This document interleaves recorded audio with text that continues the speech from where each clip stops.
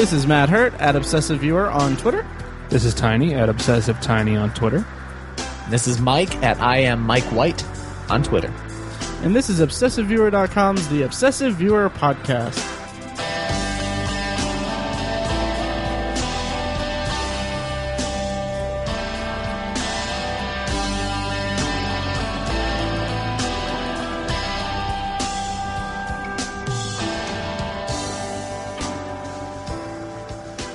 Stopwatch is going for... Oh, that's because I was blocking it.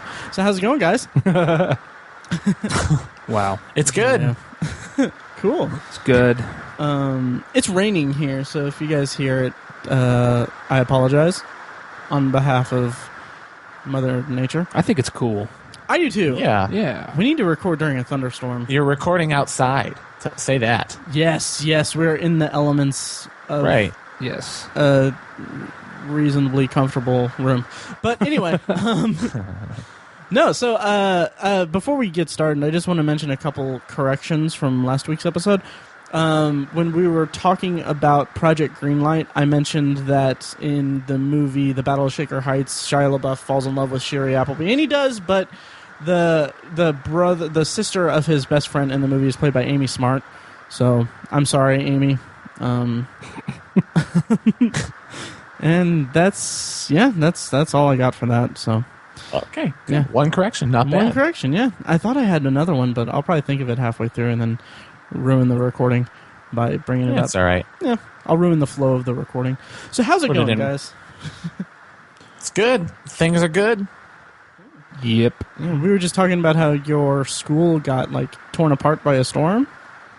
Is that Yeah, it how did. works? I work at Boonville High School, and actually we didn't have any students yesterday. We're recording this on Tuesday. So Monday we didn't have any students from the storm on Friday. It's pretty crazy. That's crazy. Nice. Yeah. It hasn't really stormed that bad up here lately, so Yeah. here's hoping. You're lucky.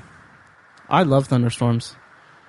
Yeah, so do I, but I not mean, when it destroys things and you have to Right. clean up a school. Jeez, Yeah. Matt. Insensitive. Well, I just like things to be. I just like to watch the world burn. Yeah. Some people like to yeah. watch the world burn. That's a much better impression. That's right. Yeah. Anyway, so this week we're talking about car movies, correct? Slash racing. Slash racing movies, car racing movies, racing car movies. It's an important designation. Right. Yeah. Yeah.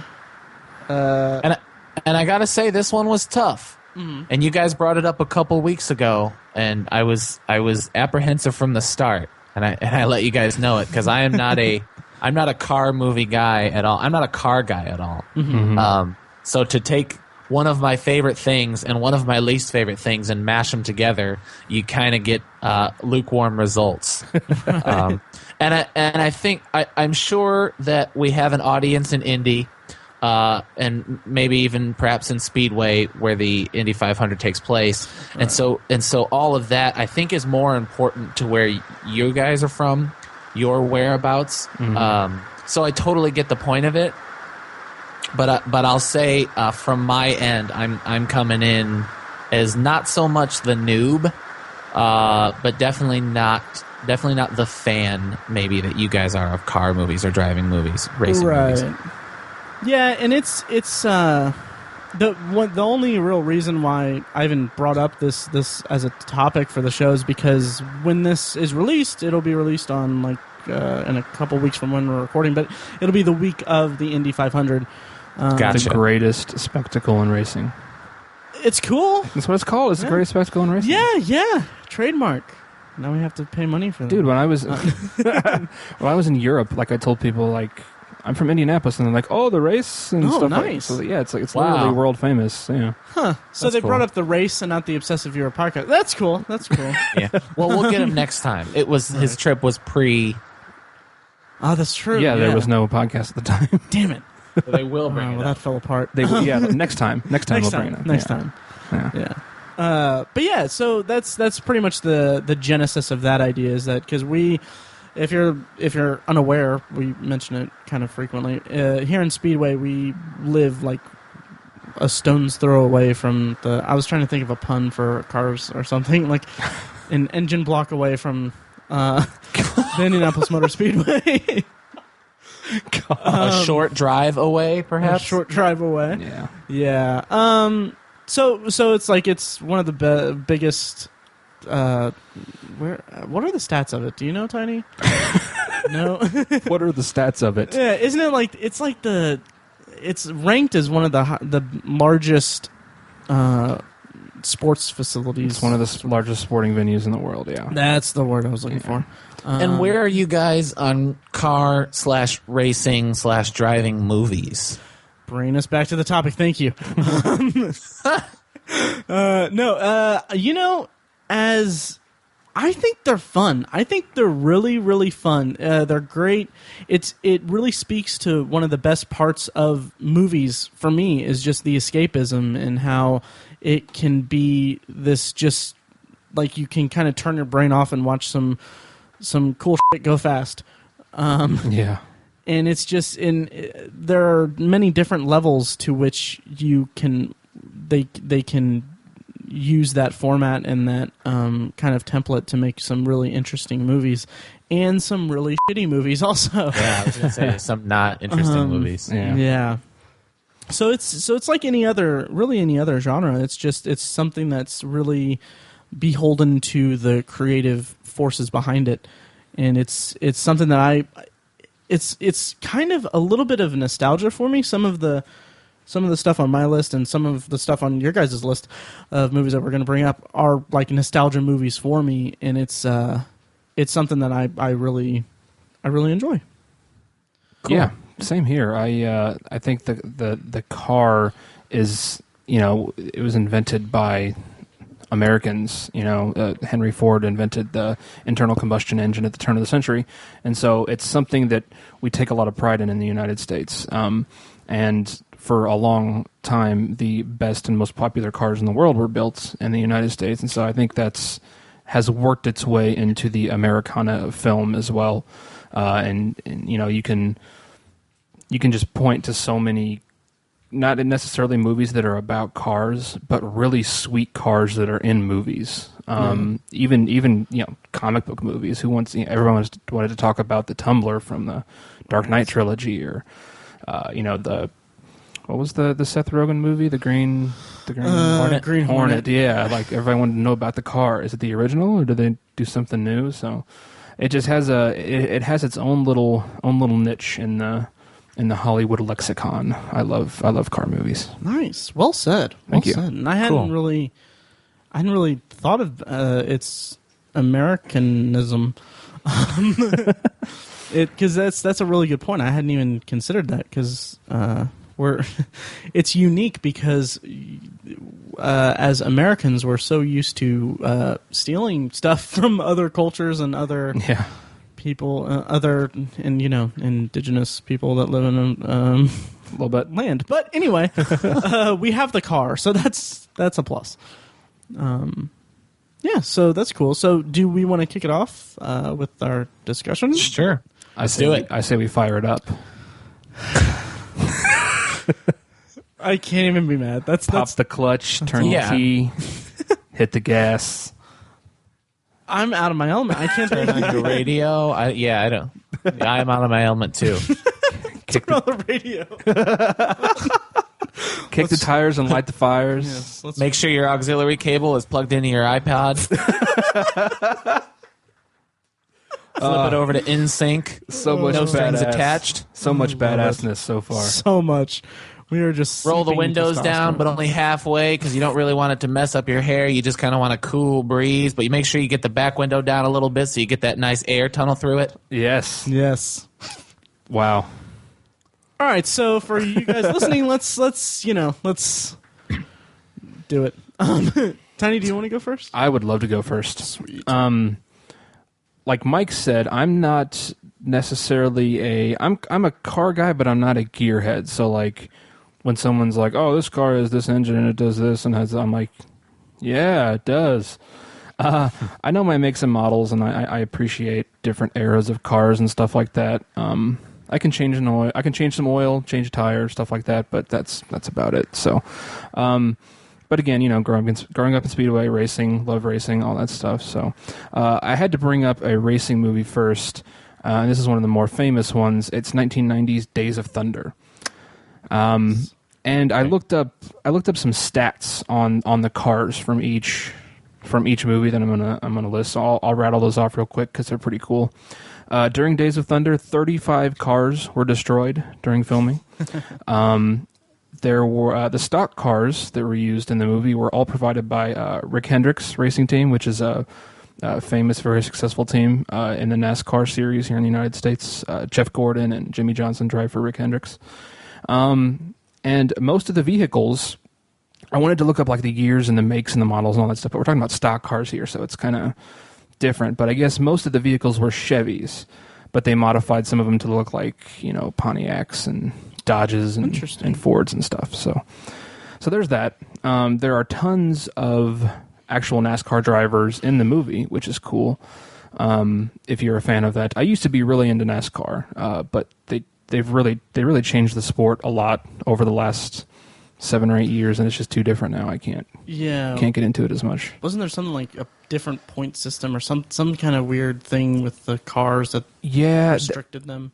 Well, yeah, a couple years ago, not Kevin Harvick, I can't remember his name. The guy who won the championship didn't win a race all year. Wow. And it's because of he just finished very methodically and very strategically to where he actually had more points than anybody else, even though he didn't win a race all year. He moneyballed it.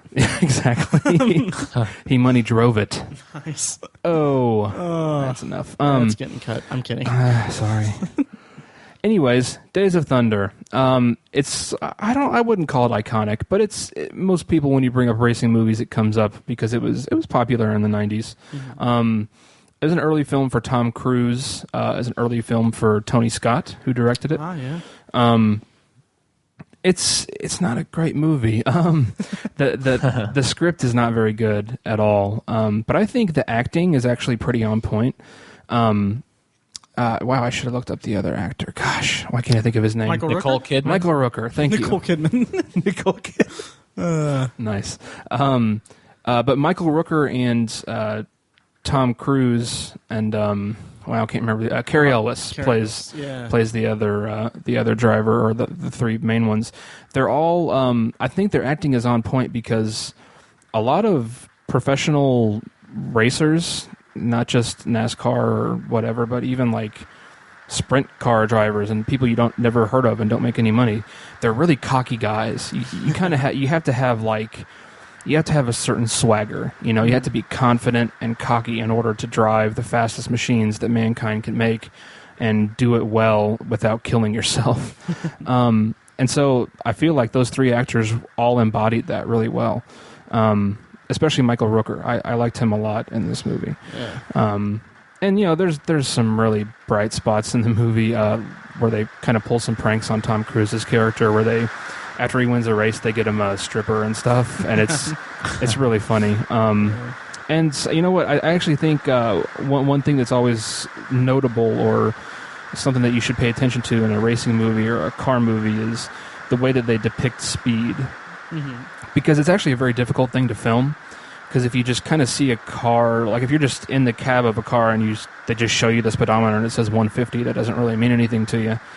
But, you have to add some background, give it some context. And there's some cool parts in this movie where they strap some cameras to the outside of the cars.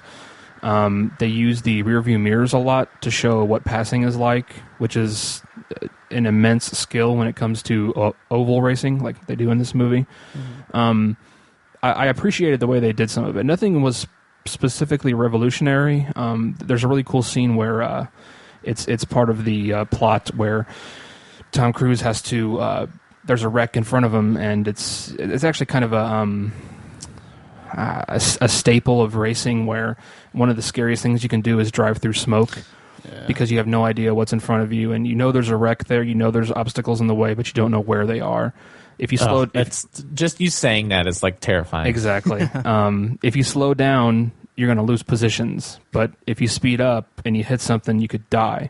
So it's just one of those things in racing where it's like, if you can do that well, it's just one of the scariest things you'll ever have to do. And the way they bring it up in this movie, it comes up a couple times. It's you really feel it. I respect them for how they depicted that. So, what about you guys? Have you guys seen this movie? No, I've never seen it. You mentioned that it like destroyed the most cars, and it beat actually the movie Blues Brothers. Oh yeah. Oh wow. For a time, which I wanted to bring up as my car movie, but I think you guys kind of went on that one, which I'll bring up later, maybe in a Vault episode or something like that. Mm-hmm. Because I guess it's not essentially a car movie, but then Blues Brothers beat that. Right, for most cars destroyed in a movie. And then since then, Gone in 60 Seconds, G.I. Joe actually destroyed a bunch of cars. Wow. A Good Day to Die Hard, then Fast and Furious, then Transformers 3. Transformers 3 actually has the record, 532 cars destroyed. Oh, you would think it would be Transformers because the main characters are cars. right. Yeah. Every time one of a Transformer gets its head ripped off, that's one. Yeah, exactly. Nice. I just recently watched this movie for the first time in years. This is going to be kind of a dick thing to say, but it almost would have qualified as a nostalgia movie if it was memorable. I was kind of just bored while I was watching it pretty much the whole time. I really like the depiction of like the arrogance of race car drivers, and especially with Michael Rooker's character has some medical issues, and there's this point where Tom Cruise is talking to Nicole Kidman, and he's saying that I think it's him, or it might be Robert Duvall, but it's like you can't expect a race car driver to go to the hospital or to get any medical stuff because they don't want to confront their own mortality or anything. That just reminds them that their lives are in danger and whenever they get behind the wheel in a race. And I thought that was depicted very well, but just overall the movie was just kind of eh. I do remember as a kid we used to watch it all the time, but we used to refer to Tom Cruise as Mellow Yellow because the end of the movie, his car is the sponsor is Mellow Yellow. Yeah. But that's just a weird thing that kids did, I guess. But another thing that I wanted to bring up about that is that I loved how it was, how it showed. It gave an interesting view because a lot of people, they say like, okay, well, racing isn't a sport because you're just driving fast and turning left, and it's not like the road circuit or like F1 or Formula One where you have to like you strategize and all that. But that's not the case at all and it's depicted very well in Days of Thunder is that it's not just the driver because they have a whole crew of people that are supporting them and working to do it. It's a whole team effort, and I thought that was depicted very well from like the pit crew. There's a scene where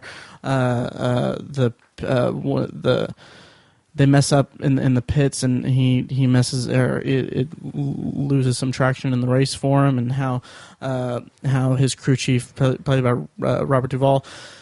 How he tells Tom Cruise like, oh yeah, we put special tires on, so that you can overtake him on the outside, because they kept referring to it as a treacherous fourth turn. He's like, okay, so he does it, and then he's like, oh yeah, those are just normal tires. Which is that brings me one of the parts of the movie that's sort of unfortunate, but it's a movie, so it's going to happen. There's a lot of inaccuracy in the movie. Yeah. A lot of ridiculous stuff. Like if you're a fan of racing, you know that the pit chief and the driver have like a sacred bond. A crew chief, I think it's pit chief. I can't remember. It's been forever since I've really been a racing fan. They have a sacred bond. A pit chief would never lie to the driver. Like that's something you don't do. And then like at one of the races, like Tom Cruise's character comes out of the pits and he's in like 35th place, and in like 5 laps he wins the race. It's ridiculous. Like, right. And then throughout the races in the movie, the cars just slam into each other all the time, which is absolutely ridiculous because.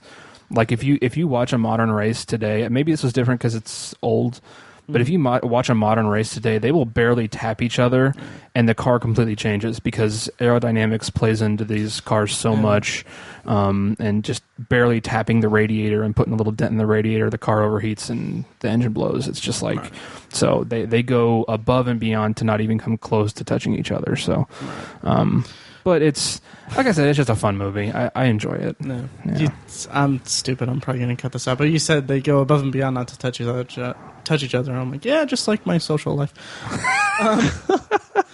That's so stupid. That was a stretch. Anyway. Also, Tom Cruise's character, awesome name.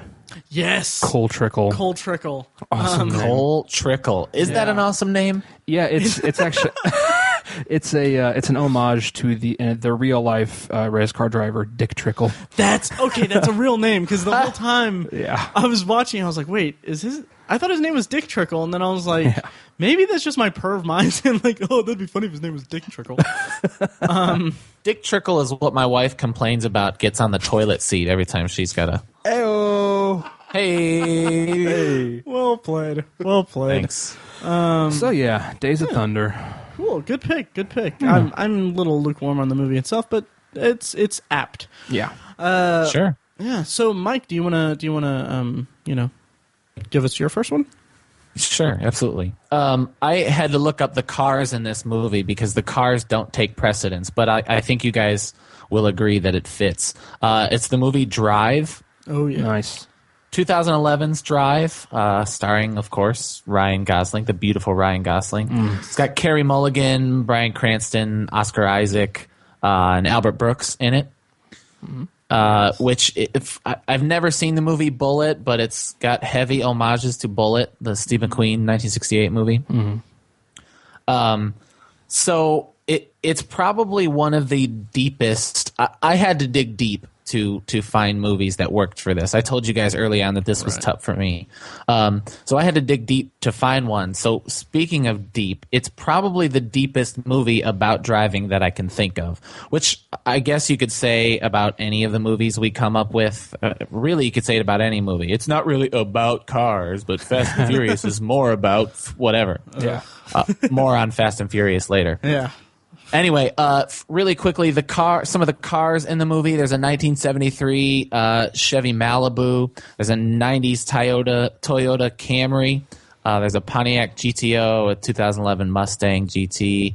There's a Lincoln Town Car, and so anyway, again, not a car guy, but there's cars in the movie. Right. What I love about Drive, and I've done reviews on this movie and I've talked about this movie, is that everything about the movie is slightly off. It's just kind of strange. It's a strange movie. The electronica score and soundtrack. I love the 80s style posters. I love Ryan Gosling's jacket. I love that he says like 20 lines in the whole movie. More importantly, I love that the movie kind of just is. It's one of my... I'll explain what I mean by that. It's one of my favorite kinds of movies in that it doesn't necessarily end. It just kind of stops showing us what's next. The movie is almost existential in that way, and it's really like just a snapshot of one of the adventures of Gosling's character, simply, by the way, and perfectly named Driver. So you get the sense that like he's been involved in danger and this violence before, and he'll probably will be again. Have you guys seen the movie? Oh yeah, I own it. Nice. Yeah, awesome movie. Yeah, it's awesome. If you haven't seen it, it's basically it opens with a robbery and a getaway car, and the getaway car is driven by a handsome nobody. You find out that this handsome nobody during the day is a stuntman in Hollywood, and he, is a getaway man by night. He falls in love with his neighbor who has a boyfriend, and the boyfriend convinces Driver to do some devious things with him to help him out, and then calamity ensues, and like I said, the movie just kind of ends. Like the adventure is over and he drives off, and you're absolutely left with the feeling like, well, surely something like this will happen to this guy again, but I'm glad I got to see this instance. Back in 2011, or I guess early 2012, I called it my number 9 movie of 2011. Nice. Yeah. Nice. What I love about that movie is you're right to say that driving and cars play in. I mean, it's called Drive, of course. It Drive, yeah. plays a role. But what I love about it is that it shows how this kind of mentality can be a lifestyle, essentially. If I talked about kind of cockiness or swagger, if you will, that these people have to have. Just Ryan Gosling is just he seems like he could hop behind the wheel of any car at any time and win a race of any kind, or just outdrive any person in the world. He just has that stance to him, that attitude, and he's cocky. He wears that ridiculous jacket the whole movie, and most other men in the world would look like a pansy, but he pulls it off. And there are some sick cars in the movie. That GTO is sweet in that movie. Yeah, I love just the style of the movie. It's so cool is the only way to describe it. Yeah. And it thrives in the almost underuse of cars and driving scenes, because there's only if I remember correctly, there's only two or three big driver scenes. Right. Yeah. There's the opener where we meet him and we're really shown the extent of his badassery. I guess not. We're given a hint at how cool he can be. And then there's the scene, I guess I'll call it a meet cute, where he's driving Carey Mulligan around. And that's pretty much it. That's really all the extended driving sequences, if you don't count when Bryan Cranston is trying to get that sponsorship in that car. Right. And it's really, like you said, it's really cool. Like you mentioned the score. I love the music in the movie. The music is so, it's like earworm heaven, because it kind of just really sticks with you. And I need to watch it again, but I really like it. The music is so perfect for the movie that it's like early 80s deep pop music, in that it's not super catchy and not super popular, but like you said, earwormy. Like you just kind of groove to it, and I think that's indicative of the movie. Like it's not a fun movie to watch, and I think it even requires a little bit of patience. But if you're patient with it and you take it in, you will never forget it. Yeah.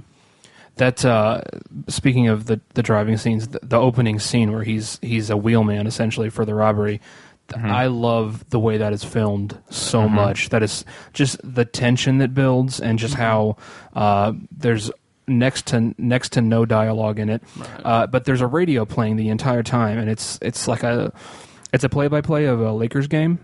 Oh, and you're like, what's going on? He's listening. Why are they playing this? It's like they're emphasizing it. And It's kind of weird. Right. And he eventually works it into their getaway. I won't spoil it, but it's just such a cool scene. It's so awesome. It's almost out of place in the movie, to be honest. Yeah. Just because of the tone of the rest of the movie. But that scene's amazing.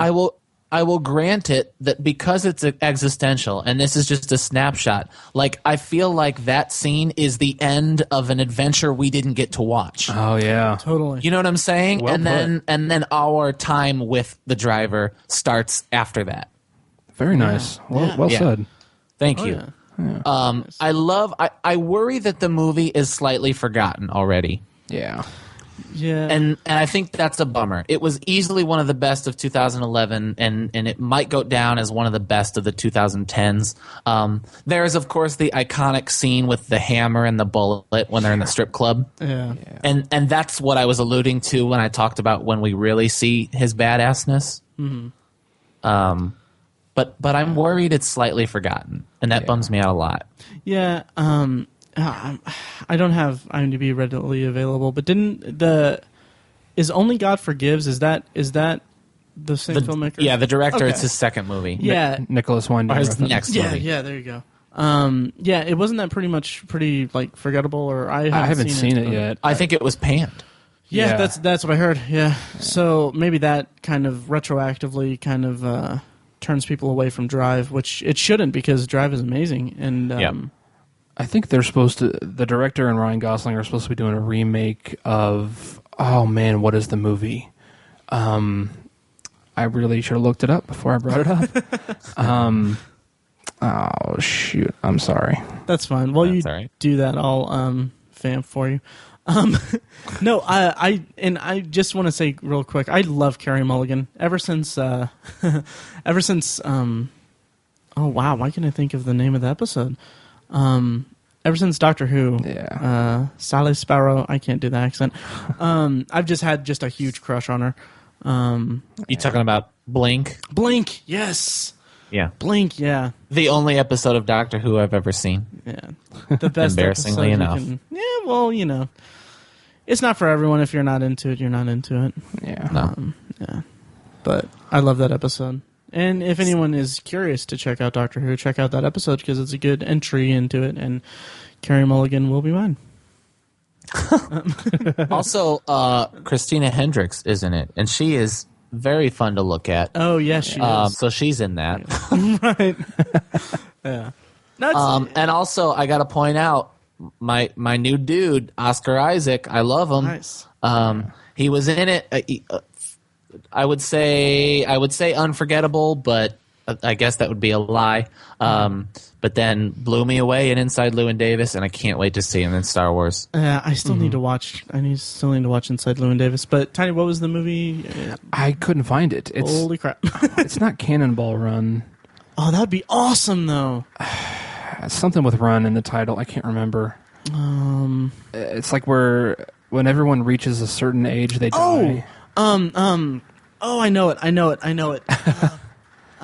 They're not doing it anymore, apparently, because it's not on IMDb. Oh, okay. Well, never mind. So, shoot.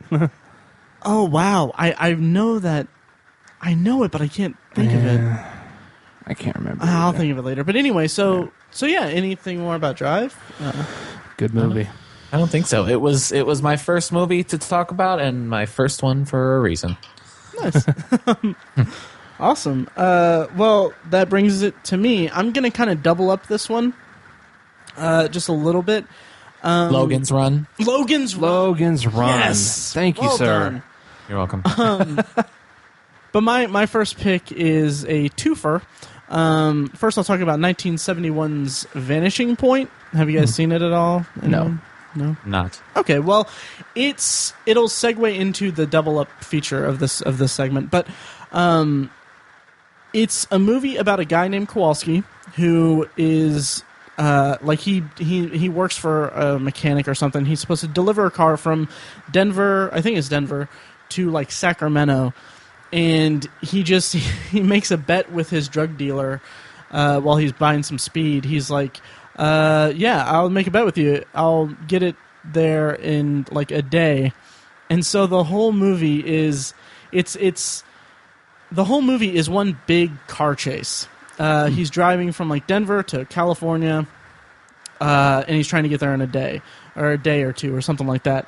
And it's a really cool concept. I really liked it. The car is also beautiful. It's a 1970 Challenger, Dodge Challenger. Nice. Yeah, it's freaking beautiful. Mopar. Yeah, and I'll get into this a little later. I probably should have brought up my third movie first, but I've always had a soft spot for kind of Mopar cars. I'm not really a car guy, but that's the kind of thing that I gravitate to, which I'll talk more about later. But what is it? Mopar? Mopar. Yeah. It's like Dodge Chrysler cars. It stands for it's an amalgamation of the word motor parts. Yes, correct. Yeah. Nice. Okay. So anyway, so the whole movie is this one big giant car chase. There's this kind of there's this blind radio DJ who kind of acts as kind of a spiritual guide to Kowalski, and kind of he has a police scanner, so he's talking to him through the radio, and they're kind of they have this kind of bond sort of, but one of the best parts about the movie is that you don't get much backstory at the outset of Kowalski. You don't know why he's taking this bet, why he's even doing it. But they slowly show little flashbacks and stuff like that throughout it that show more of his backstory, which it was a really cool kind of narrative structure for the movie to take, and it really amplified the kind of the action on screen for me.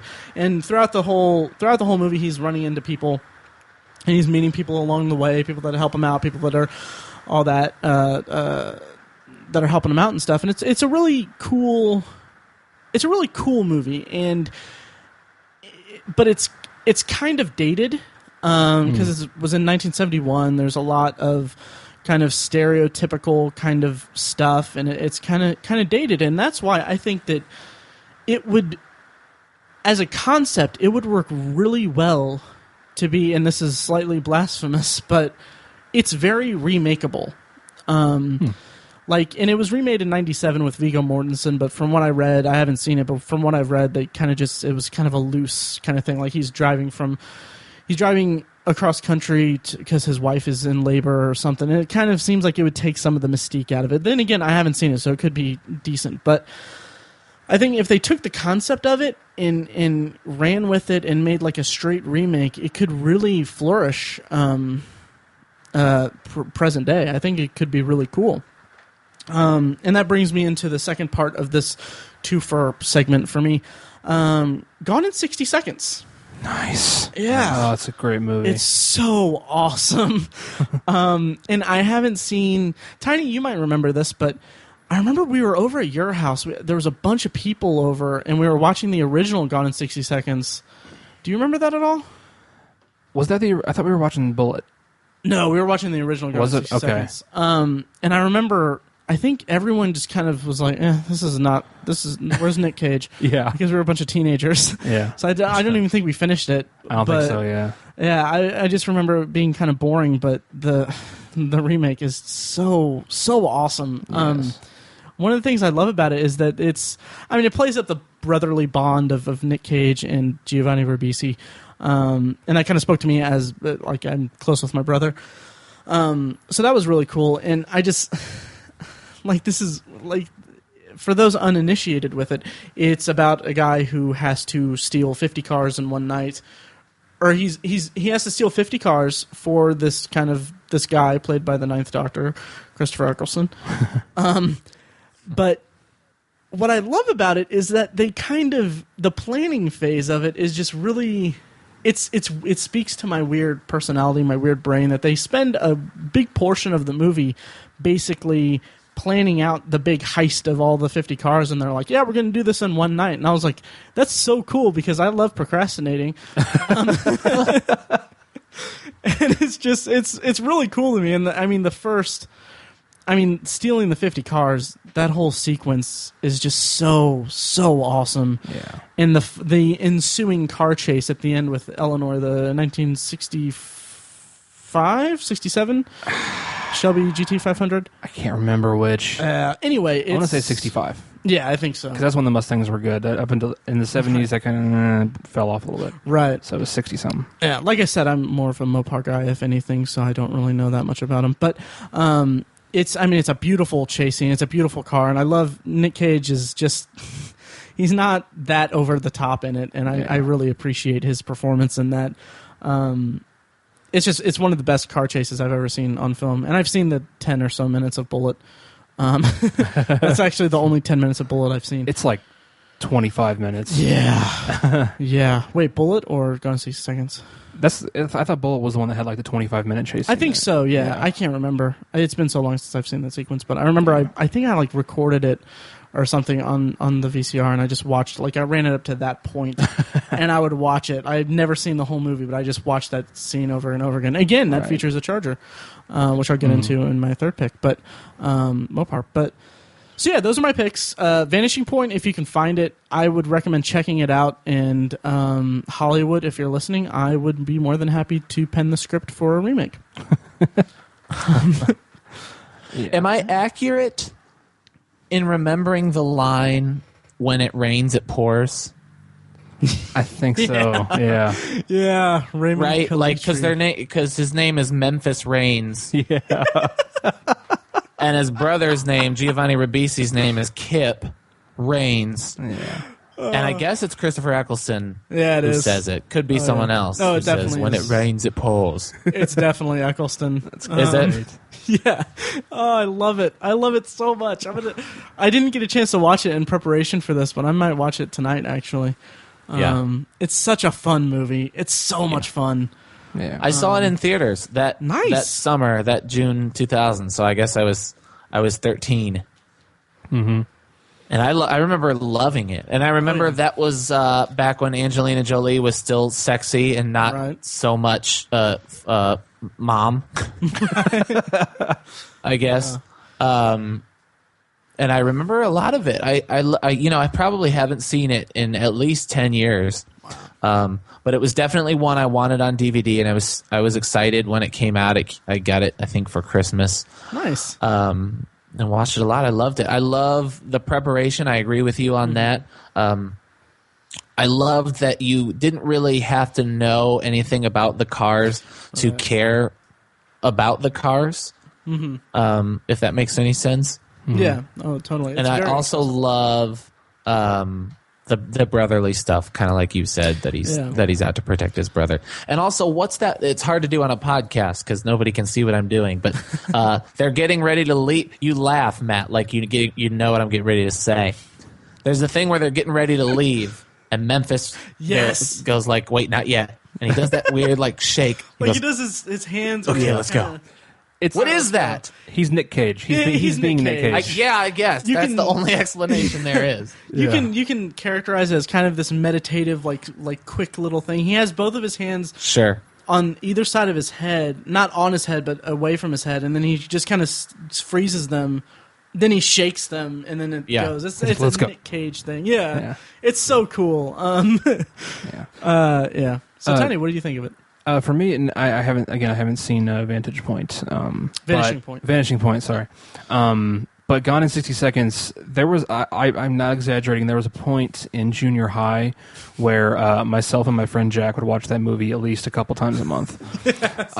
Just love that movie so much. The cars are unreal in that movie. I mean, Eleanor, the GT500 is just iconic, beyond iconic. And just tons of the other cars. The whole thing of giving each car its own code name is it's so clever, but it's incredibly practical as well, because they do that so they can communicate over the radio, but nobody knows what they're talking about. Oh yeah. And it's just such a fun thing. Nicolas Cage being Nicolas Cage, great cast. Second movie we've mentioned that has Robert Duvall in it, by the way. That's true. Yeah. A young Timothy Olyphant is in it. I was going to bring him up as one of the cops chasing them. Yeah. And his scenes with, I can't remember the guy's name, but the two of them, they play off each other so well. It's a fun little kind of subplot of them kind of chasing after him. Yeah. And also the reason for stealing the cars is, I guess the stakes are super low, because what's really stupid is the guy is like, whatever his name is, Christopher Eccleston, I can't remember the character's Raymond name. Calitri. You just, such a cool name. You remembered that. Yes. Raymond Calitri is threatening to kill Nicolas Cage's younger brother. Right. But he doesn't have him. Like he helps him out the whole time. It's like the guy could just hop in a car and drive away. It's so stupid. Like it's clearly like this dude just wants to steal a bunch of cars. That's really what's going on here. I think they kind of fixed that a little bit, saying like, oh well, kind of they threw it away. Like, well, you can get in a car. That's one of the options that he has. Yeah. But I think Nicolas Cage is like, no, you can't run from this guy because he's going to find you. Yeah. So it's kind of like flexing his muscle a little bit, but right. But yeah, it's Raymond Calitri. Yeah, it's such a cool character. Don't get me wrong, I love it. Oh yeah, but Raymond Calitri, Kip Raines, Memphis Raines, such cool character names. Yeah. That's almost indicative of the car genre in itself. But one of the first times I remember the actor Chi McBride as well. The bigger black guy. Yeah. He's really funny in that movie. He's really funny. Yeah. I remember getting really excited when they're in the I guess it's a parking garage, and they're kind of going up that spiral ramp, and the DMX song is playing. Yeah. Right. Like for a 13-year-old, that'll do it. Yeah. Oh yeah. That'll get you hype. They're in the Hummer in that scene. In the Hummer, yeah. Sure. Also, the movie features Vinnie Jones. Vinnie Jones and Master P. Oh, wow. Yeah, Woody. Yes, as a competing kind of car booster guy. That's I love right. that scene where like they hide out in the diner when there's the two cops in the so diner, awesome. and they hook up the axles to the truck to the semi. And just, I love it because Nick Cage goes and talks to the truck driver. He's like, hey man, is that your rig out there? And the guy's like, oh, that's cool. That's so cool. It's just, That's a pretty good impression. Thank you. Just Nick Cage being Nick Cage before he was insane. Right. Yeah. And the final thing I'm going to bring up about it, but also features I think it's called the Quality Cafe.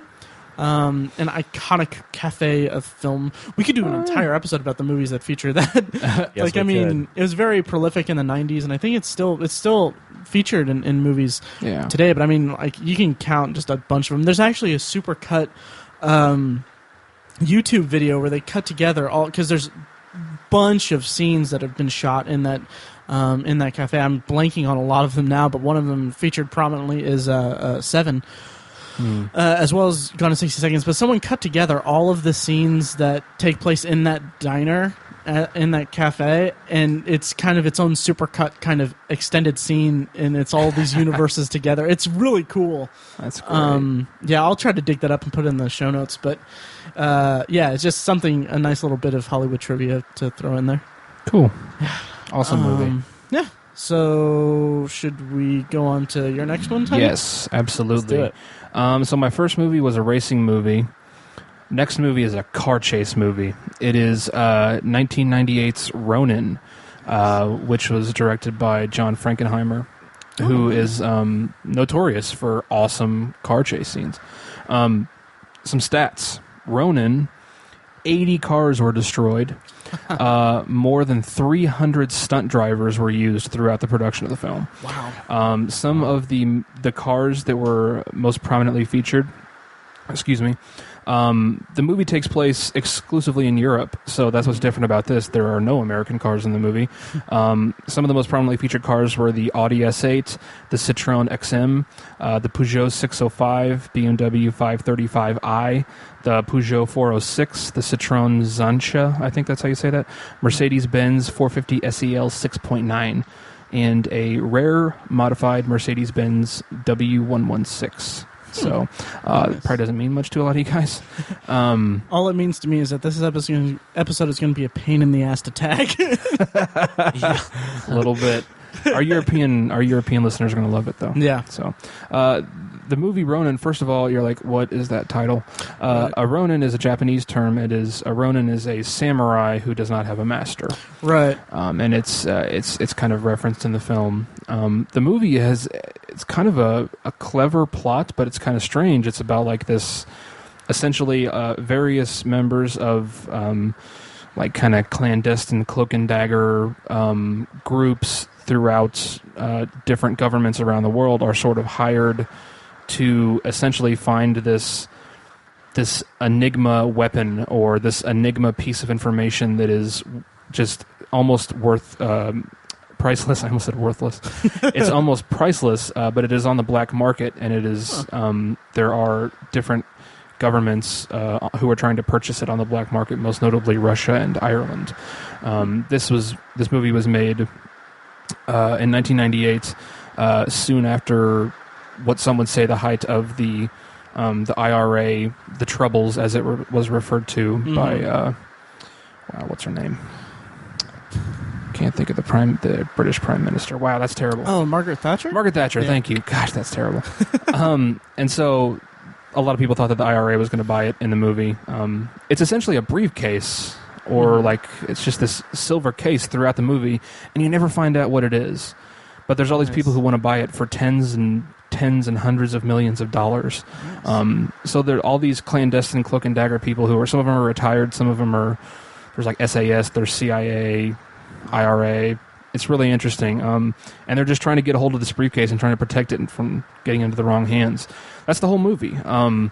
Again, it seems kind of weird, but it actually goes together really well. The movie takes place primarily in France and Germany. A lot of awesome cars. It does have, I think it's my favorite car chase scene. Nice. There's a point where they are driving on, I don't know if it's the Autobahn, but it's an interstate, and they're driving the wrong way in traffic for like 10 minutes. It's insane. And there's rocket launchers involved. Robert De Niro pops out the top of a sunroof on a Mercedes and shoots a car with a rocket launcher. That's so cool. That's all you need to know. So yeah, it's a really cool movie. I love the way that cars are incorporated into the movie. Again, 80 cars were destroyed, so nice. Really awesome chase scenes in it. So awesome. I remember you kind of forcing me to watch it at one point. Yeah. And I really, really like the car chase scene, but I don't remember much of the movie itself. And you describing it like that really makes me want to see it again. Yeah. But yeah, I remember that car chase scene was really cool. Yeah. Have you seen it, Mike? No, I've never seen it. Oh, okay. Bummer. And it's important to note that this is not the prequel to 47 Ronin. It is not. Yes. Well, no, that was 46 Ronin. Right. Yeah, you have to watch like 46 different movies just to get to 47 Ronin. That's why I didn't get the movie. No, but it's really cool, and you talk about how it's very European, or it takes place in Europe and all that, and it kind of reminds me a little bit of The Bourne Identity. Is also it is actually there's some stuff that's actually influenced. Some of the influences on the movie were the books, the Bourne books. Oh, really? Yeah, nice. So, I didn't know that. That's awesome. Mm-hmm. Awesome, amazing cast too. Some people kind of ahead of their time. Basically an unknown. Stellan Skarsgård is in it. Oh, nice. Robert De Niro is the main character. Jean Reno, Sean Bean, Jonathan Pryce, Natasha McElhone. Awesome cast. That's awesome. Yep. Good pick. Yeesh. I think Mike is up. Yeah, Mike, what's next on your list? I didn't know that one, guys. I had to kind of sit out, but that's me showing my hand. Right. Not a car guy movie. Speaking of which, I talked about a movie I love, and I'm going to talk about a movie I hate. Fast Five, which I think it needs to be, I guess, more of a discussion than a soapbox. I hated the movie so much, and I can't believe it was such a hit. I remember thinking it was one of the worst examples where a movie is more about show than substance. Absolutely. And just being so frustrated with that. I agreed to see it way back in, I guess, 2011. I agreed to see it in 2011 just like for The Rock. And to be honest, the fight scenes, especially with his, are pretty, they're PG-13 cool. Yeah. But the rest is a mess. I mean, the whole movie's a mess. There is a real line in the movie goes, this just went from Mission Impossible to Mission Insanity. Mission in freaking sanity. Mission in freaking sanity. Who wrote that? And not only that, it's featured in the trailer. Chris Morgan, I guess, is his name. Yeah. And he's the writer, and has been the writer since Tokyo Drift, who has worked alongside, of course, Jeremy Lin, who must have made some weird sort of deal with the devil to go from near direct-to-DVD bargain bin with Tokyo Drift to Blockbuster every year, or every other year. It's Justin Lin, isn't it? Oh, it's Justin Lin. Yeah. I'm sorry. Who, you're right. It's worth noting he directed, I believe he directed the first paintball episode of Community. Yeah. Oh, look at Modern that. Warfare. Sorry. Jeremy Lin is the Houston Rockets basketball player. Sure. So Justin Lin again. Tokyo Drift was just about direct to DVD. I mean, should have been. Oh man, terrible movie. Has very little to do with the series, and then somehow with Fast and Furious in 2009, which I did not see, resurrected the whole series, so that now the seventh movie is one of the like highest anticipated movies of the future. I can't believe it. I can't believe it. Oh yeah, it's worth mentioning in the pod chat. When you mentioned Fast and Furious, you use the word abhorrent, and and I love that because it's apt, because the movies are it's horrible testosterone trash. And it's so funny. let me go on. Though. Oh yeah, go right ahead. Back to the trash. Back to that which I abhor. Vin Diesel is Vin Diesel, who is terrible. Paul Walker, rest in peace. Right. it's like a shining example of how he was stuck in this bad film purgatory. Not that he was a fantastic actor, but I think he showed signs of if he were in a better movie, he could have been impressive. Yeah, totally. And I think he's pretty terrible in that. Physics wise, they jump from a car before it crashes, which is impossible. Which I can get over. I mean, I love sci-fi movies, and let's be real here. There's all kinds of times where movies I love play with physics and you just have to let it go. The problem is that at other times the movie takes itself very seriously, and that bugs the crap out of me. The whole climax is that they drag a bank vault with 2 cars. Yeah. It was laughable. Well, it's worse than that because they rip it out of a wall with 2 Dodge Chargers. Yes. With 2 Dodge Chargers, which I guess wouldn't do that. I don't know. No, not even. But that they're whipping it around the street, and these tow cables cross, and then magically in the next scene they're uncrossed, which I'm sure is not an editing mistake. Justin Lin seems to know what he's doing as far as editing, but it just defies logic to the point where it's laughable. I can't even get past it. What's more is that they set up a racing scene and cut before the race is even shown. Yes. Like the only thing I was like, okay, The Rock is going to be cool, and then we're going to get to see a racing scene. And they start it and they cut before it happens. And I'm like, surely this is a joke. A couple more things. Two things that are unforgivable. I mean, just unforgivable in the movie. Diesel says, "One more job and then we disappear."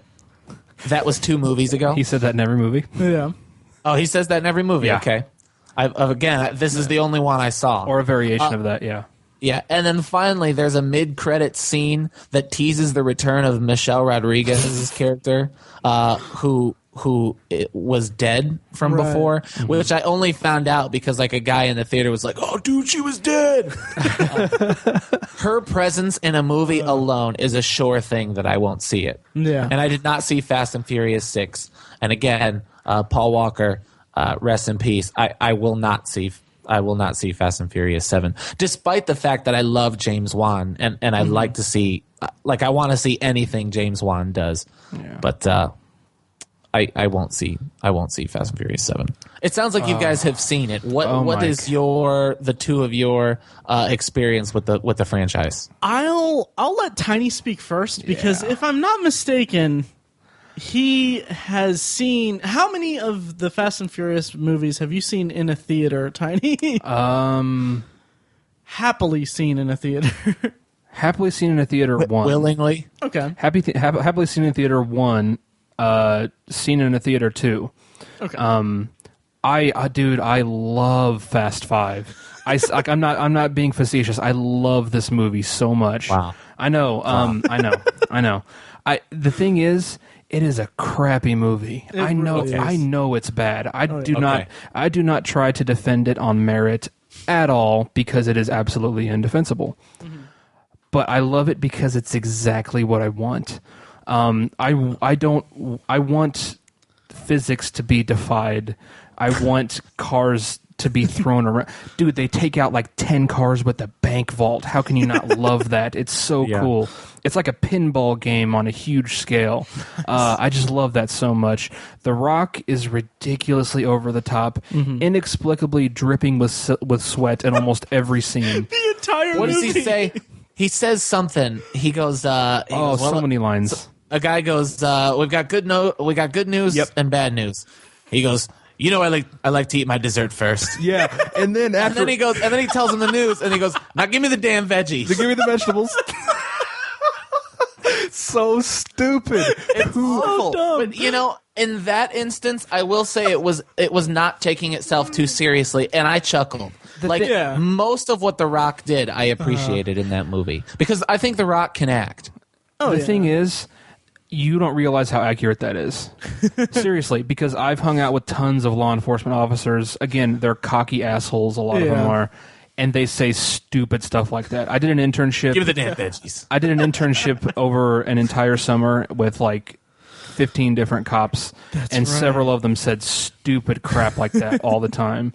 There was a cop I was with who literally shouted at someone, "Stop in the name of the law." Oh man! Seriously, it attracts a certain personality. So that's surprisingly accurate. Believe it or not. And even so, as a fan of the series, can you explain everything? Was it the absence of Vin Diesel and Paul Walker that made Tokyo Drift a flop, and then their return that brought it back to what it was? Let me. It has to be that. Yeah. Let me clarify. I like the first one for nostalgic reasons. Again, it's pretty much exactly what I want. 2, 3, and 4, especially though I just don't really care for them. But Fast 5 specifically, I love. And Fast 6 wasn't that great either. Yeah. It and I kind of have a lot to say about the franchise as a whole. Yeah. But please do. In terms of, I mean, where to begin though? Man, the funny thing about the bottom. So just a pile of all of them. Yeah. But with the fourth movie, what it did was it not only brought back the characters from the first movie, which Which, by the way, can we say the fourth movie was called Fast and Furious? Yeah. Yes. They just dropped the first movie is called The Fast and the Furious. The second one, Too Fast, Too Furious. Best worst title ever. The third one, The Fast and the Furious, Tokyo Drift. Yeah. And then they came back with Fast and Furious. The tagline of which was original parts, new paint or something like that. New model, original parts, something like that. Which it's funny because it's just not an original movie at all. It's just it doesn't really retread it because what it did for the franchise, how it resurrected it was it rebranded itself as a heist movie. Okay. So the last 3 movies have all been kind of heist movies, and they've been fun, stupid, physics-defying, logic-defying heist movies that are just kind of just all style and no substance, as much as they want to shoehorn substance in with the whole Michelle Rodriguez resurrection, all that crap. But it's just a fun heist movie with cars that get just destroyed. And what's cool about it is that it that's kind of the dichotomy of the franchise. Like you have like the first 3 are like racing movies that are kind of, I'll get to that in a second, but the other 3 are like I said, they're heist movies, and I lost my train of thought there, but it's just they're kind of fun. I saw the 6th one in the theater, and it was forgettable, like all of them, but it was. It was still kind of fun to just watch. But the first one, I just recently rewatched the first one, thinking just because for the Blockbusters episode that we did, I mentioned Transformers, and then after we talked about it, I watched it and realized that I did not agree with what I said about Transformers. It doesn't really hold up that well funny. At all. Yeah, so it doesn't really hold up at all, really, and so I wanted to be prepared for this by watching the original one, because my original thought was like, okay, well, yeah, like Tiny said, I like it for the nostalgia, and it's also kind of a fun movie. But rewatching the original one, it's so bad. It's so stupid. It's like prime for riff tracks. It's like the writing is atrocious. It's basically a big tenet of the entire franchise is that it's basically movies geared toward young, testosterone hormone driven guys, and it's just really all style. Like there's a scene in the third one that sticks out all the time that says it's where like at the beginning, I think it's like Tim Taylor's oldest son, I forget his name, he plays like a jock bully. Yeah, and then Lucas Black is the main character, and he's kind of I think he's like an outcast or something at the high school. So he challenges like Tim Taylor's son. Which one was the oldest Zachary one? Ty Bryan? Zachary Ty Bryan. I think he's the oldest one. I think. Yes, yeah. Brad. Brad. So Brad Taylor, I don't know his character's name. He challenges Lucas Black to a race or something like that, and then he's like, well, if I win, I get your car or something. And then I think like Lucas Black is like, well, if I win, I get your girl. And it's like this standard like cheerleader or hot teenage girl. And then she's like all for it. It's like oh yeah, sure, use me as a reward for a race. I don't have any problems with that. So then they race, and then he wins, and he gets her. It's like such a ridiculous premise for anything. And then that's even present in the first movie because Ja Rule's in the movie first of all. Gosh. And like they're at the first race. And they're getting ready to start and all that, and then this bimbo goes up to Ja Rule, and he's like, I'm all yours or something, and forces him to like feel her up, and then she's like, if you win, you get her too. And then there's a girl that's like blowing kisses at him. I'm like, come on, guys. And then as he's losing the race, Ja Rule yells out, "No, Menage!" No, swear. At the start of it, he's like, Menage! And when I saw it, I was like a teenager, and I didn't know what the he was talking about. I was like, is that a car term? And then after the race, he loses, spoiler alert. And then he's like, so what about it? What's up, Monica? And then she's like, no, you didn't win. And it's just like, all right, fine. Yeah. But it's an atrocious movie. It's so bad. And I like it because I'll kind of circling back to kind of like Mopar and all that. I'll get to that with my third movie. But it's kind of, yeah, I like it for the cars. For the one car, the one like Detroit muscle car, the 1970 Charger, because I love that car. And I like the final chase scene, but like as I've grown up, I hate the imports, the rice burners is what they're called, I think. Yeah, little four bangers. Yeah, it's so funny to watch it because it's so stupid because they're just like little buzzing cars that are just like, and the whole movie's based around like, okay, these they're guys, not masculine at all. No, not at all. Yeah. And it's kind of like the whole movie is like they're hijacking truck drivers, and I'm just like, yeah, that's not conspicuous at all. Like five really loud like buzzing cars with like tricked out like neon lights and all that stuff circling around a semi. It's like, okay, cool. You're not looking for anything. Like that's Yeah. It's like that's a common car, but I had more to say about it, but I just don't care. There was another last anecdote. Yeah, you're working hard on this one. I know. It's because it's so fresh in my mind because I just watched the first one last night. But the first racing, and I put this in the pod chat, there's when they're like a big indicator of how just stupid it is that they're, as the cars are going out, they're lining the street and all that, and as the cars are reaching the start line, two people are spray painting on the street, like red spray paint in the middle of the night, across the street, not 3 feet away from a crosswalk, a white crosswalk line that they could have easily used as a start line. It's stupid. It just bugged me. So, yeah, so it's a movie. It's a movie franchise. Yeah. That's Fast 5 is awesome. Screw you guys. Just kidding. I realize it's a crappy movie. Yeah. So does that bring it to me? Do we have anything more to say about?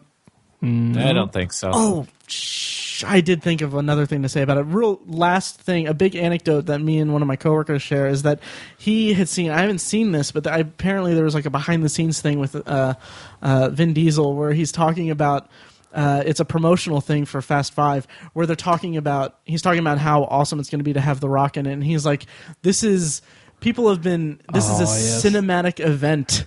Yes. A big event in cinema or something. He's referring to him fighting The Rock. Yeah. When they fight each other in Fast 5, he's like, people were looking forward, this is an event in cinema. He says that just about the fight. That's it. Yeah. It's like Vin Diesel and The Rock fighting. Oh man. Yeah. Yeah. No, I wasn't looking forward to that. I was. Yeah, so that's that. We can put the kibosh on that for a little bit until our big Fast and Furious episode, I'm sure. Yeah. But I guess that brings me to my next one. I'll talk briefly about this. I don't think you've seen it, but I know Tiny has. You might talk about it a little bit. But there's a documentary on Netflix, directed, produced, and starring about Eric Bana. It's called Love the Beast. It's all about how he loves racing and he loves cars, and it's basically his whole life he's loved cars, and he spent his life restoring a Ford. Do you remember? 1970 Gran Torino, I believe. Maybe. I think it's a Gran Torino. Yeah, something. It's a car. Yeah. It was something with an F, I think. Ford something. F. Ford Gran Torino. No, it was something. I thought it was a Gran Torino. Falcon. Oh, is it a Falcon? Okay. Yeah. So he spent his life kind of restoring it and all that, and he with his friends, and it was this big part of his life in Australia, and it features him racing it and all that. Now, I won't spoil it or anything for you, but it's a really cool documentary, and it's not necessarily just for car people, because I'm not necessarily a car person at all. But I love it because it does what I want that kind of documentary to do, because it's not necessarily about the cars, but it's about his obsession and his passion, which is something that I love hearing about and reading about and seeing about. Is just, it's a good description of someone that's passionate about something who just devotes themselves to that. Like he talks about like his acting career and everything is almost like, he doesn't say this, but it's almost like an afterthought or as a day job, pretty much, to really pursue his passion for racing and for cars. And it's funny because he kind of has almost a cynical take on his celebrityism. I mean, he's very thankful for it and everything. He's very clear to say that he's thankful for all the opportunities that he's had and all that stuff. But there's a scene where he's going to the premiere of one of his movies, and he takes a Heineken and he drinks some of it. And it's like he calls it I don't know what he calls it, something that's essentially a synonym for like social lubricant or liquid courage or something like that. And he's just like, it makes the red carpet a little shorter, and it's like in that moment you can kind of see like his passion isn't acting and everything; it's cars and all that, and it's just a really cool view of that in a person's passion. So I liked it a lot. And also the first race scene, and also later in the movie, features a song by Explosions in the Sky, which I love hearing their music in movies because it's beautiful, notably like Friday Night Lights and also the Giant Mechanical Man. But yeah, so that was cool. I liked it a lot. What is your guys' take on it? Yeah, it is a terrific film. Again, it's not, you don't need to be a car guy or anything, or even be a fan of racing to love this movie. The documentary was, I think it was sort of like inspired by the fact that he still has the same car that he bought when he was 16 years old. 15 years old. Yeah. He still has it, and it's in his parents' garage in Australia. And so what he decides to do is restore it and race it in a famous off-road race. It's a 5-day endurance race. It's an endurance race, like yeah. Targa something. Somewhere in Australia. So yeah. That's what kind of inspired the documentary. And the movie just beautifully taps into the freedom, that sense of freedom you get when you're a 15, 16, 17-year-old and you get your first car. Absolutely. Which is just a sentiment it can't be matched by anything else, in my opinion. Right. It's just a beautiful thing, and we see all these pictures from when he and his friends would restore this car and work on it, and they would go race it. Yeah. It's a really beautiful movie, and again, to hear him talk about, you think an actor, you think they're going to be passionate about acting, but compared to when you see him in an interview where he's talking about a movie, and an interview where he's talking about his car, it's a night and day difference in his personality, and his passion just comes through on the screen so well in this movie. It's terrific. Yeah, and it features Jeremy Clarkson from Top Gear and Jay Leno and a bunch of celebrities. Also Dr. Phil, which I had a problem with because who cares? But it's a really cool documentary. Again, it's called Love the Beast. It's on Netflix. And there was something else I was going to bring up about it, but I can't remember right now. But it was really cool. It's worth mentioning that Jay Leno's in it, like I said, and I mean, it kind of his public persona since the whole Team Coco thing is tarnished a little bit. But there's one scene where tarnished a lot of bit, yeah. Well, you'll appreciate this, Mike. That in the documentary, there's a scene where he comes across as a total dick, because he says something like. Something happens. I won't spoil it. Which there's a sequence that just the way that it's depicted is really cool. The editing, it plays an audio thing. It plays an audio of a voicemail from his son, his little young son, and then it sets it up like something's going to happen, and then from there the tension is just really well done because it shows shots of him doing his thing when you know that something's about to happen. So anyway, Jay Leno, he's interviewing him, or they're talking in Jay Leno's garage, and that's what I was going to say. But they're talking, and then Jay Leno's just like, do you think that you didn't really care about the car because you paid someone to restore it for you?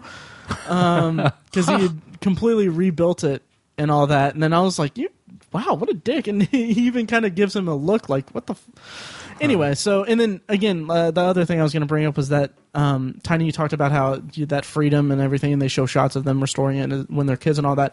It's really cool because he references it as the parents' garage is kind of being their clubhouse as kids, and they're kind of coming of age while they're restoring this car together. And I thought that was a really cool sentiment that really really tied things together in the documentary a lot. So it's really good. I highly recommend it. Yeah, the car is a Ford GT Falcon Coupe, by the way. There we go. Yeah, okay. I think it was 1970 or 71, something like that. Yeah. So, anything more about Love the Beast? Nope. No, I have. It doesn't even sound like. You guys have done a really good job of selling it, but I probably will never see it. Fair enough. Yeah. Okay, Tiny, how about your third? Yes, my last one. It's sort of Matt didn't kind of stole my thunder there. Sorry, not really. I'm kidding. But each of the movies I picked had a different theme about cars and racing. And the first one was a racing movie. The second one was a car chase movie. And the last one is a movie about that sentiment of getting your very first car and that sense of freedom that's not you can't match with almost any other kind of feeling. It is 1980. You're talking about Transformers. Freedom and terror. You know what? Ironically, I almost brought that up and made this entirely just about teenagers getting their first cars because that's actually a really good example. Transformers. Yeah. But the movie I'm talking about is 1983's Christine, based on Stephen King's book. The movie is extra sentimental for me because it's the first Stephen King book I ever read, and I'm such a massive fan of his now. Yes. And the movie actually doesn't stick to the book all that well. I mean, it does to an extent, but there's a lot that's left out. Just again, some stats. There are 3 beautiful cars in it. One, I wish I could get the exact stats on it, but one is I think it's a 70s, maybe 71 or 2 Dodge Charger. I think it's a 70 if I'm not mistaken. It's a 70, yeah. Or it might actually be a 71. Something I don't remember. like that, yeah. I think it's 70 though. It's a blue color, really nice blue, like a cobalt blue. Yeah. And then there's I want to say again, late 60s or early 70s Chevy Camaro. It's like a metallic gray. And then of course the creme de la creme, the original car that Stephen King had in mind while he was writing the book is a 57 Plymouth Fury. That's right, yeah. Yeah, it looks just like when people see the cover of it or the cover of the movie or whatever, when they see a picture of it, they think it's a 57 Chevy because it looks a lot like a Chevy Bel Air. But it's not. It's a Plymouth Fury. And in the movie, 25 Plymouth Furies were destroyed, which is sounds like a shame, but I guess it really amped up the popularity of that car, and now they're like an incredibly valuable collector's car now. Right. If you're unaware what the movie is about a teenager, a young, nerdy teenage guy who drives by with his friend a car that's for sale, and it's an old 57 Plymouth Fury. And it just kind of speaks to him, and he decides to buy it. Of course, it's a piece of crap, and he has to spend a whole bunch of money and time restoring it. And it turns out that the car is essentially possessed by a spirit, sort of, and the car is basically alive.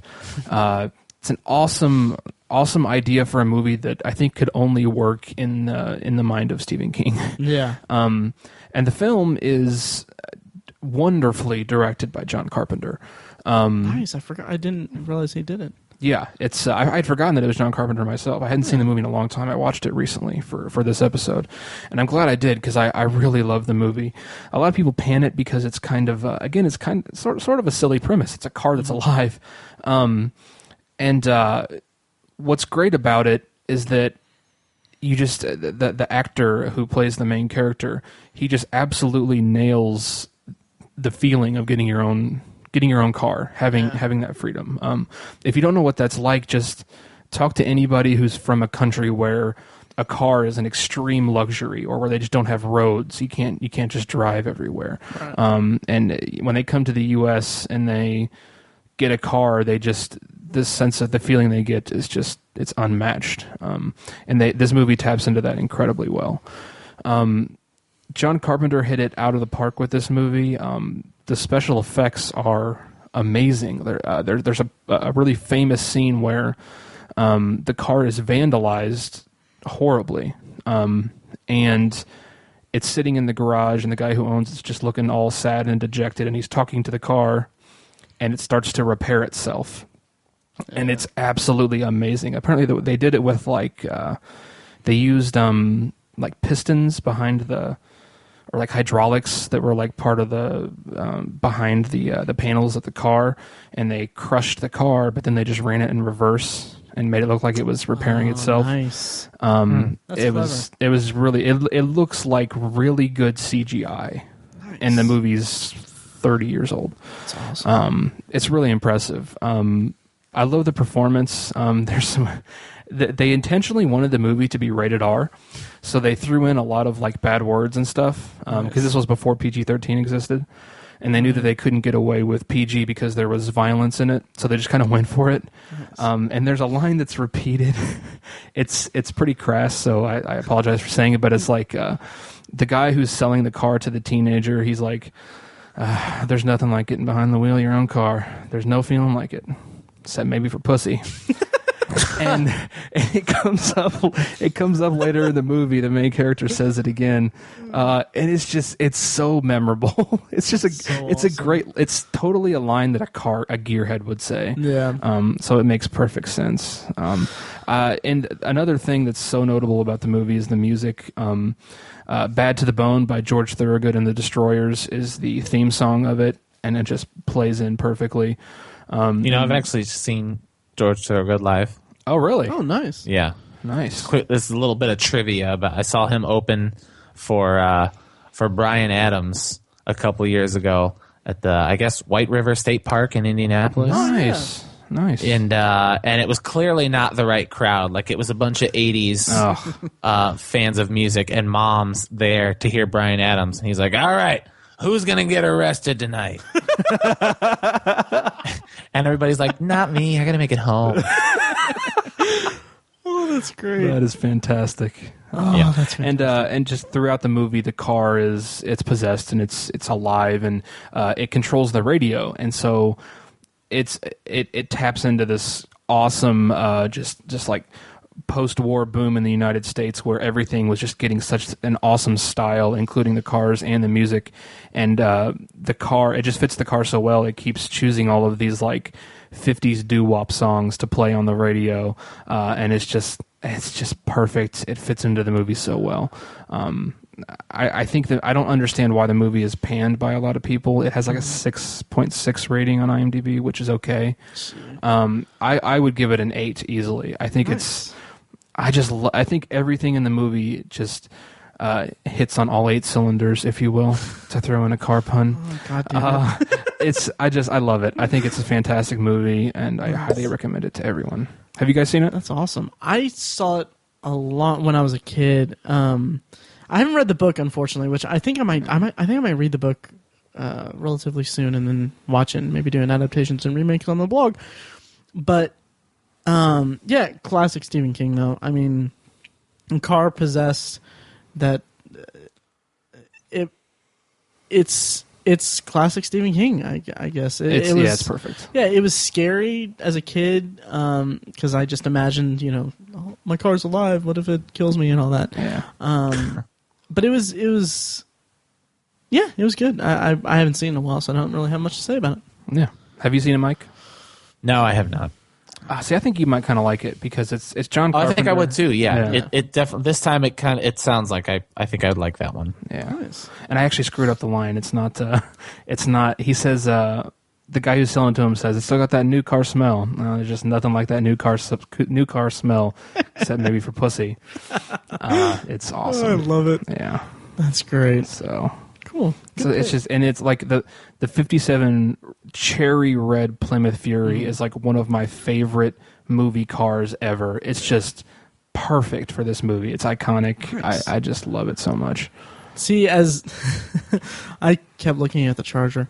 it's a Mopar movie too, because Plymouth is Mopar, and also the detective drives an older, like a 1970s Plymouth Fury in it, which isn't as cool. It was after the muscle car era, but the detective is played by Henry Dean Stanton, who I'm convinced was never young. If you look at the dude, he's never, like, I think when he was born, he was 40 years old. He was the detective. He was the detective? I thought he was his friend. No. He was the detective in the movie. Oh, okay. Yeah. Who played the friend? Some I don't know. Okay, Yeah. I remember not Harry Dean Stanton. Okay, I remember something. There was a scene where his friend is talking to his parents, talking to his friend's parents, the main character's parents. Something like he gives him they give him milk or something to drink, and I just remember being like, "Who just drinks milk?" I do. Oh, okay. Love milk. I'll just go fuck myself. Nope. You will. Okay. But yeah, good pick. Awesome movie. Should we move on to Mike's third and final? Mike. Moving on. Yes. You guys mentioned the Indy 500, so I should probably talk about perhaps the greatest racing movie of all time, Talladega Nights, The Ballad of Ricky Bobby.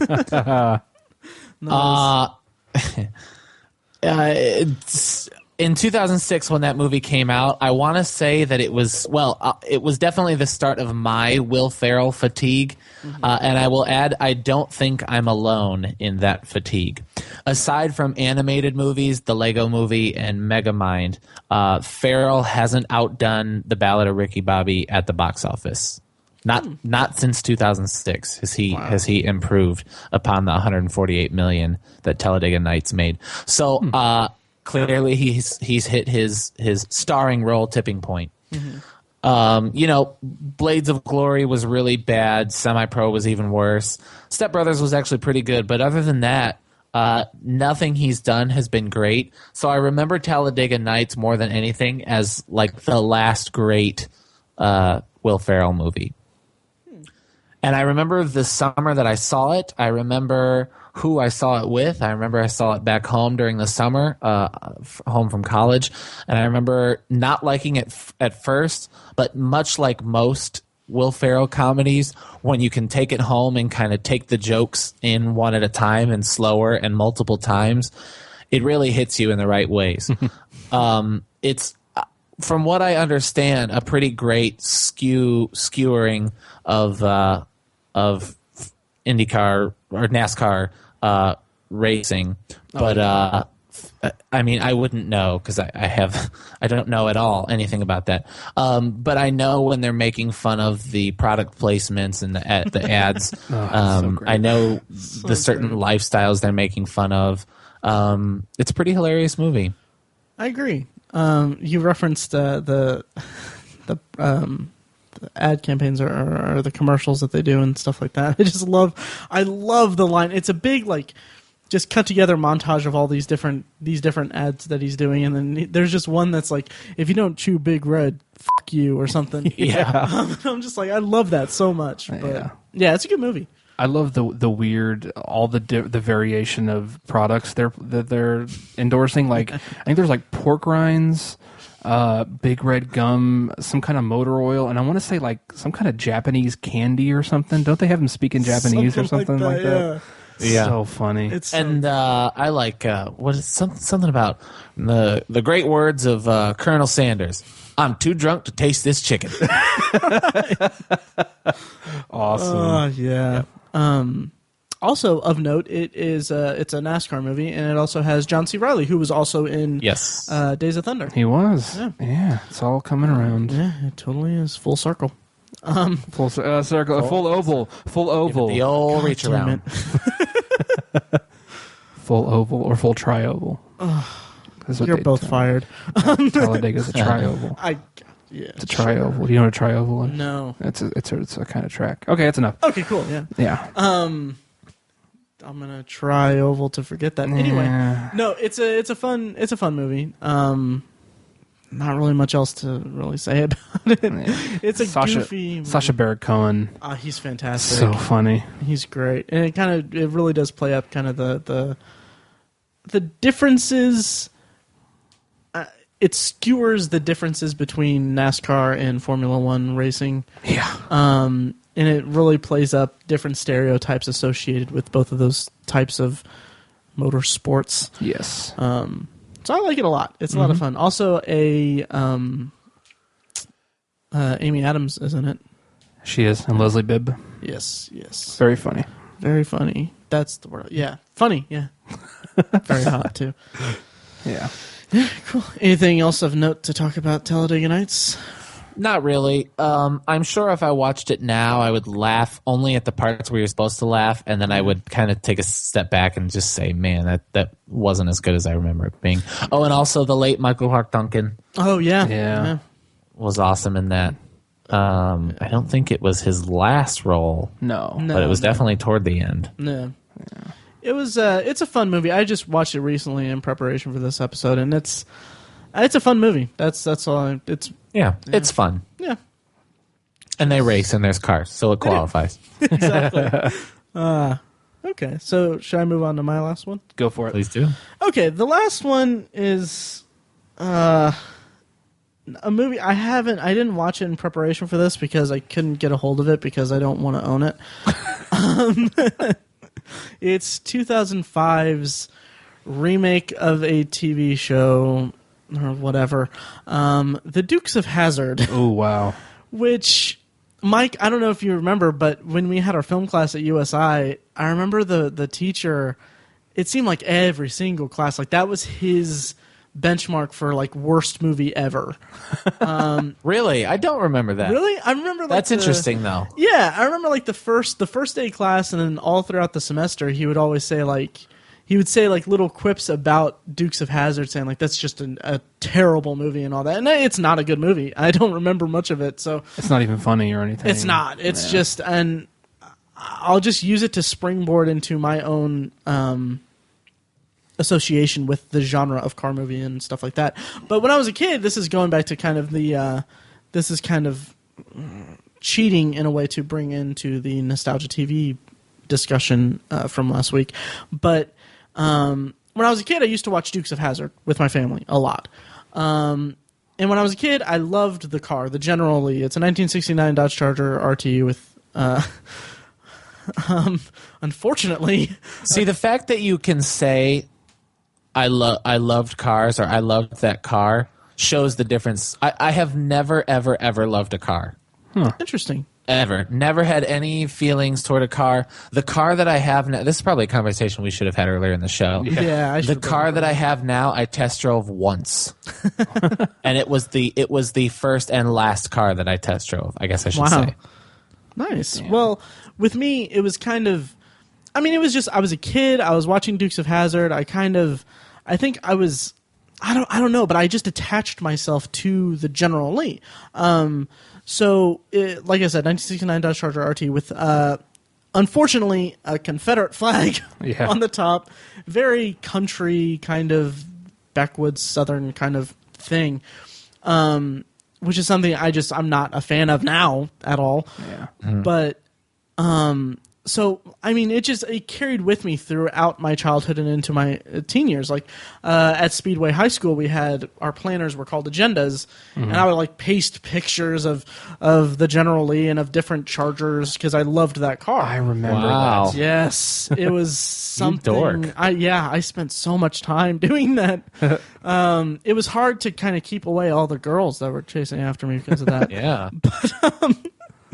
Or very easy, but no, it was just something that I attached myself to. So then after like I was really excited too. Like it kind of grew out of it. I grew out of it before high school ended, and then like around the 2005 when Dukes of Hazzard came out, Dodge reintroduced the Charger as a model of a car. And they updated it with features and all that stuff. So then after my first year at USI, I wasn't going back the next year. So I was like, okay, well, I'm gonna spend a year. I'm gonna work, and then I'm gonna save all my money, and I'm gonna buy a car. And then I was like, well, you know what? I'm gonna buy a Charger. That's gonna be awesome, like one of the new ones. So that's what So that's what I did, and I have now a Charger, a 2006 Daytona RT Charger. What's the color? Yeah, top banana yellow. Top banana yellow. One of 4,000 in that color in here. I think there's like 500 in Canada and stuff like that. It's like a number that has like a little display thing on the passenger side and on the dash that has a number for it, 0769 out of 4,000. Which is unfortunate because I use that for like my email and stuff like that, and people think that it's dirty because it has 69 in it, but it's just like no, it's like I always thought that's what it was. No, and it's like, you really dog. Yeah, like my email or like my display name on like PSN and stuff is like Top Banana because of the color 0769, and then like I'd given that to my former manager at work. And he was all like, "Yeah, me and Brian, who was one of the maintenance guys, he's like, yeah, we were talking about. I was like, is he like a secret like male stripper or something?" Like, no, it's just because my card's Top Banana and the number. But yeah, so it's just a kind of a point of, I guess, pride with me. I'm not a gearhead. I'm not into cars now. I'm not really a car guy. But I was just like, you know what? It'd be nice to have a Charger, and I got a Charger, and I didn't need to know all about cars to get one because I would have needed that if I got like a 69 Charger was the one that I wanted. Again, unfortunately, it's not a dirty thing. It's just I liked the grills of the 69 Charger. Yeah. And also the taillights were better. Well, I like the taillights on the 68 because it was circle. But anyway, so that was that's my story about Dukes of Hazzard. The movie is just horrible. I love how they in the movie. The only thing I loved about the movie, well, Jessica Simpson, pretty great. Yeah. Yeah, that's true. But there's a part where they drive the car into Atlanta, and they're in like a black neighborhood, and they see the Confederate flag on top of the car, and they kind of get ostracized for it. Yes. It's kind of a good thing to put in that movie, I guess. Yeah, and in retrospect, walking around high school with an agenda adorned with the Confederate flag on a car, it wasn't really. It gave the wrong impression. Yeah, I guess. Yeah. So yeah. So yeah, that's my story about Dukes of Hazzard. I probably should have brought that up earlier for the first one, but yeah. Anything else to talk about that? I don't think so. Okay, cool. So do you guys, since we're talking about it, I know we're running long here, but what is your guys' ultimate car? Oh. I think, Matt's pretty much said his. Right. Mike, you probably don't really have one. Well, no, I don't really. But I had a friend I still have a friend. But when we were growing up, when he would be asked the same question, he always said Dodge Viper. And so I was just like, yeah, Dodge Viper. And so eventually I got around to looking up what a Dodge Viper looked like. And it's a pretty cool looking car. I mean, I would take a Dodge Viper, that's for sure. Yeah. So to answer that, anytime somebody asks me that question, I always say Dodge Viper without really meaning anything at all. But I would take a Dodge Viper. Nice. There was a show called Viper back in like the late 90s that featured a Viper that was like tricked out, kind of like Kit and Knight Rider. Yeah. Only it wasn't like an AI or anything like that. It was just a spy show. So I kind of associate that with that a little bit. But Vipers are really nice cars. Discontinued after before the 2000s, I think. No, they went into 2000. Did they? I think so. Oh yeah, I don't know. Like I said, I don't know. Anyways, mine would be 69 Challenger, actually. Oh, nice. With the 446 pack engine. Nice. Yes, sir. Don't even know what that looks like. It's one of the biggest production engines ever made. That was a V8. Yeah. And another thing about my Charger, like it has decals on it that says like Hemi and all that, and I hate the ad campaign that came with when they reintroduced the Hemi engine. Hey man, that thing got a Hemi. Oh my god, I hate every. It hasn't happened much lately because I mean it's kind of an antiquated kind of promotional thing. But every single time I had my car out anywhere, it was just like, hey, that thing got a Hemi. I'm like, it's written on the f***ing hood, dude. Yes, it has a Hemi. Please don't talk to me anymore. But, yeah, so yeah, that's an anecdote about that. But Yeah. yeah. And another thing that I kind of was annoyed at because a few years after the Charger came out, the new ones, it's not very visually similar to the classic Chargers that much. It's kind of like just a sedan that kind of stylistically is a little bit the spirit of the old ones, but they're pretty badass, dude. They are badass. I love it. I love my car so much, even though I keep having to spend money on it. But, no, I love it to death. But then a few years later, the Challenger comes out. They reintroduce the Challenger. It has that style that it's like a muscle car for Those the modern are so era. awesome. They're so awesome. Yeah. And it's just, it kind of bugged me because I'm like, why can't they do that for the Charger? But no, I love it. I really do. So that's that. Well, we're at an hour and 40 minutes. Ooh, holy smokes. Yeah. Do you guys mind just foregoing potpourri? Because, I mean... I think we should. Yeah. Maybe we can like record an extended one or something. Sure. But yeah, so... Yeah, I guess... Is that it? Are we done? I think so. Nice. Wrap it up. Yep. Yeah. Let's go live our life another quarter mile. Oh, God. Oh, jeez. Yeah. Yeah, you liked it. Jeez. Yeah, sorry. And that line in the original The Fast and the Furious, still just as horrible when you watch it now.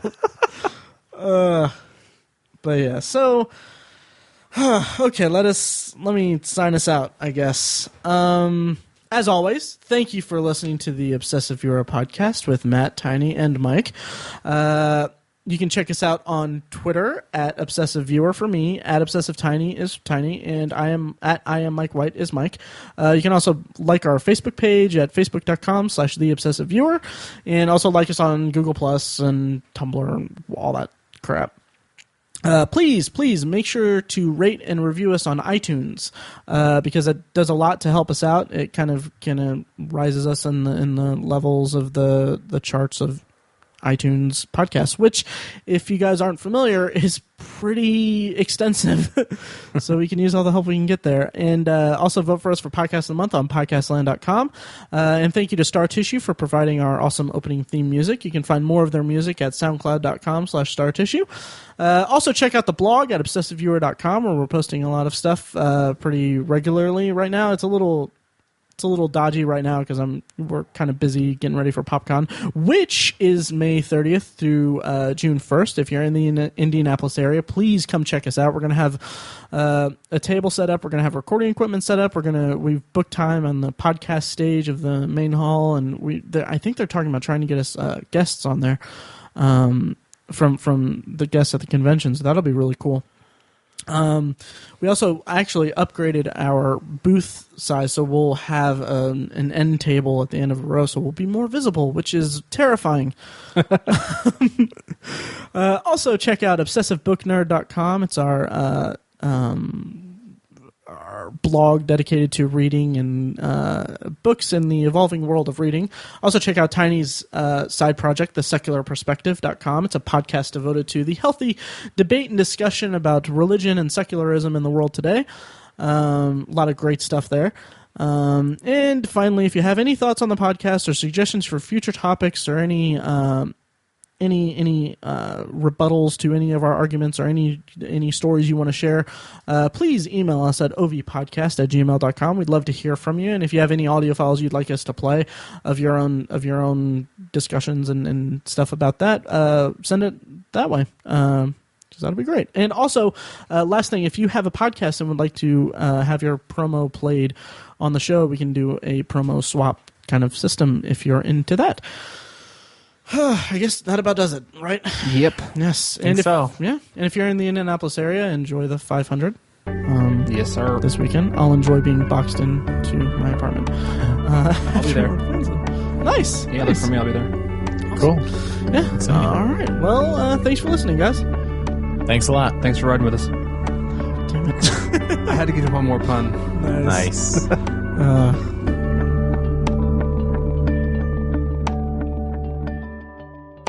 Sounds like it's raining. All right. It might just be the wind. Possibly. Yes.